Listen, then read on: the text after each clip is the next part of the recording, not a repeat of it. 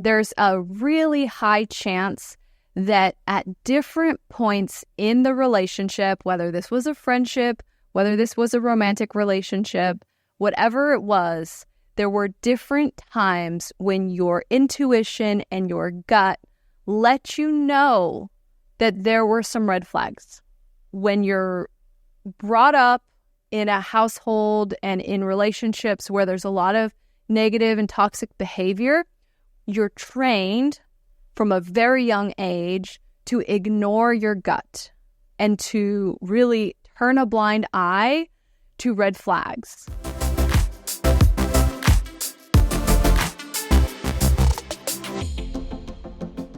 Hi, friends. Welcome back.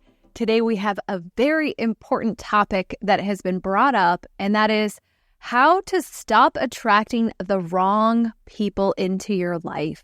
And really, this is something that happens to so many people where it's almost like we're recreating the same kind of toxic relationships, and maybe they start out great and you have all these high hopes, and then it all comes crashing down and you realize, like, I've done it again. This is the same relationship pattern that is happening again.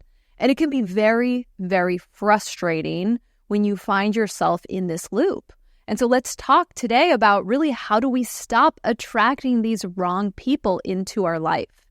And really, even just the way we've worded this, how can I stop attracting the wrong people? I'm taking responsibility.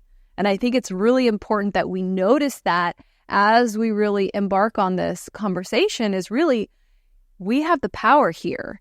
And it's important because when we find this pattern keeps playing out in our life, it's easy to feel like the victim or to feel like this keeps happening to me. And so just right off the bat, taking this responsibility and opening ourselves up to the idea that, hey, this is something that I'm making happen, right? I have control in this, which means I can do something different. And so that's where we really have hope and we have possibility of breaking a cycle and finding a way to invite healthier relationships into our life, even if all we've known in the past are really unhealthy, toxic relationships. It is possible to change and break the patterns and to open yourself up to healthier options. So it's important that we start off with you knowing that and feeling empowered and feeling hopeful. So one of the reasons that we do get in this cycle of attracting the wrong people and really finding ourselves in these toxic relationships is what we learned as kids, right? And so if there were any of these dynamics in the home of having unhealthy relationships or having any levels of abuse or toxicity within the home, our nervous system really learns that this is normal. And so maybe for yourself, when you look back at your childhood and what you were exposed to with family relationships, it does set some level of a blueprint for us and for our nervous system as for what are we going to look for in partners and in friends when we get older. And so really our nervous system can kind of get stuck in those, childhood patterns and not even realize that there are other options, right? And this is why it can feel like you're just stuck doing this because that part of you, your nervous system, hasn't learned anything else. So what's really cool and important for you to know is that we can build new neural pathways in our brain. Really, this means that we can create new patterns, new expectations for relationships, and find new ways to be attached and to relate to others over time. So it takes time because right now, the neural pathways and the habit of these toxic relationships is so strong. And so if you picture almost like a super highway in your brain of, this old pattern, it's a super highway. And then when you think of creating a brand new neural pathway, I want you to picture a field of tall grass. And I grew up in the country, so this was part of my reality of just in the springtime, just fields of tall grass. And I want you to picture walking across that field. And as you walk, if it's the very first time, when you get to the other side and you look back, you might not even see a path, right? Because as you're walking, you're stepping on the grass and some of it might stay bent, but that's probably going to come back up, right? It's not a worn path. It's just you made it across once. Now, if you turned around and you walked that exact path again, more of the grass is going to stay down. And when you turn around and look, it's going to look maybe a little bit more like, hey, there's a path there, sort of. Now, the more times that you go back and forth over this grass, you're going to wear down a path, right? And this is what happens with our brain. And this is why it takes time to learn new things. And especially when it comes to how we show up in relationship, how we respond to others, who we are attracted to, and what we find okay in relationship, we have to build new neural pathways. And that takes time, repetition, and really determination to not just jump on the superhighway that was created in childhood and it's the only way that you know how to be in a relationship. Right? So it's resisting the draw of the way you've always done it and sticking with, okay, we're going to try something new. Okay, so I have 4 steps to help you to stop attracting the wrong people in your life. So the very first step is to let go of any guilt or shame that you feel about the pattern that you find yourself in. In the beginning, we took responsibility, right? We said, I am attracting these people into my life. And that's important because this empowers us and we know we can change it. However, it's not helpful to hold on to guilt and shame because these patterns were created when we were kids and we did not have any say in it. This was part of how we were molded and shaped and the examples that were shown to us on what relationships look like. And so if you picture yourself as a child, or if that's too difficult to picture yourself, to just picture a child that's not you, and how much blame would you put on a child for how they learned relationships should be? It's all based on what they're exposed to. And so this first step to creating this new pattern and creating new opportunity is to really put down the shame, put down the guilt, and to really embrace just a self-love and some grace for yourself. That like, hey, you survived that, and now you're at a place where you've identified, I have these unhealthy patterns, I have this, this habit of getting into these toxic relationships, I'm taking responsibility, but it's really not my fault. It's really not your fault that you're here and that this is something that you're now ready to work on. Okay, so once we put down the guilt, we put down the shame, we really embrace ourselves with love and acceptance and excitement that like, hey, I'm taking control now. I'm making some new choices now, and I know it's going to take work, but I'm here for it. Now it's time to really name what it is that you want in a relationship.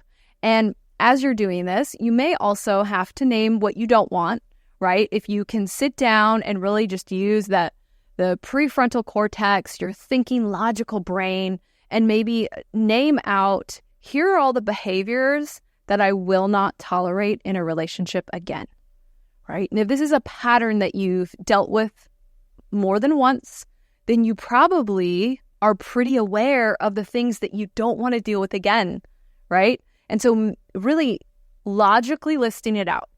These are the things I'm not going to put up with, and this is what I think a loving, supportive friend or partner looks like. This is how they would treat me. And maybe even coming up with different scenarios. If this scenario happened, this is how they would respond. And so this is important because when we've had these patterns that we've been recreating over and over in our life, They got imprinted. That superhighway was built in our brain when we were young, and we've just been traveling it without thinking about it, right? This has been kind of just automatic. And now we're making this choice, like, I don't want to automatically just do what I've done. What do you want to do, right? And it's important to really tell ourselves and to identify clearly, this is the kind of a relationship I want to be in. This is what it looks like, and this is what it doesn't look like. And this may be the first time you've ever done this, right? To really engage that prefrontal cortex in this, listing out, this is what we're looking for, and this is what we're not going to put up with anymore. Okay, so the next step that we're going to take is we are going to look back at some of our previous relationships, the ones that we're not going to repeat. And what I want you to do is I want you to notice the moments of intuition that you experienced that were warning you that this person was not good for you. And this is kind of a tough one. And this is another reason why we started by just letting go of guilt and shame. And you might have to go back and let go of more guilt and shame in this step, because there's a really high chance that at different points in the relationship, whether this was a friendship, whether this was a romantic relationship, whatever it was, there were different times when your intuition and your gut let you know that there were some red flags. When you're brought up in a household and in relationships where there's a lot of negative and toxic behavior, you're trained from a very young age to ignore your gut and to really turn a blind eye to red flags. That's necessary for survival when you're being raised in those conditions and you don't have any other options, right? When you're a dependent child, you don't get to say, like, this is a toxic, environment, I'm going to leave. You can't. You're a child. And so you have trained yourself to ignore your intuition and your gut reactions, right? These red flags that, like, a little voice pops up and it's like, brings something up, and then you ignore it. And so what I want you to do is just looking back over your last couple of relationships where you've seen these patterns play out, and I want you to notice the moments and the times when your intuition and your gut was talking to you. And I want you to, again, we're putting down guilt and shame about it, but what I want you to do is to notice that your intuition and your gut are there and that they're capable of giving you these signs. And this is important because as we start looking for the right relationships, we are going to heavily rely on our gut. And if red flags are happening, we're going to notice, we're going to pay attention.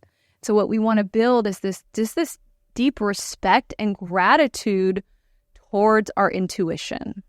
Okay, so the fourth step that's really going to get us ready for new, healthier relationships and, going back to that new neural pathway that we're building, that big field of grass where we're going back and forth and we're trying to beat a new path so that it can become more worn and more easy and automatic for us to travel this one and to get off of the unhealthy, toxic hamster wheel track that we've been on. And this is to really utilize our imagination. Now, if you've ever read the book Psycho-Cybernetics by Maxwell Maltz, he talks so much about how we can use our imagination to create new neural pathways and open up new possibilities for ourselves. And so this is a perfect example of where we can do this, right? We want healthier relationships. And so part of why we stay stuck in these unhealthy relationships is that our nervous system is still stuck in the past. And if, let's just say you're in a situation where you were not getting positive feedback and approval from a parental figure, And so now you're in a relationship or a pattern of relationships where you're never finding a partner who is affirming of you and being kind to you, right? It's like you're replaying the lack of approval that you got in childhood. You're replaying it with your current relationships. And so what we're going to do, because that's on your list of, I'm not going to tolerate this anymore. My partner is going to be someone who encourages me and who notices me and who, gives me kudos when I do something great, right? That's on your new list. And so, but your system doesn't know that experience yet.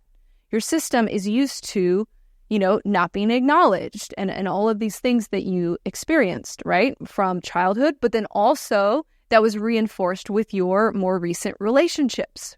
And so what we're going to do as we're building these new neural pathways is to spend time in your imagination recreating some of these past scenarios, but giving it a different outcome. And so really we call this an imaginative restorative experience. And so if you think about it, you can ask the question, like, what did I need that I didn't get? And let's say it was approval, right? Okay, I needed approval. I never got it. And so then spending time imagining yourself at those moments in your past when you needed that approval, you needed someone to see you, to acknowledge you, and you're going to imagine that you were seen and acknowledged. And it doesn't need to be, you were seen by the parent who didn't see you or the partner who didn't see you. It could be it could be a character, or it could be someone from your life today. The person who's seeing you in the imagination doesn't matter. It's the experience to give your system, your nervous system, the experience of being acknowledged.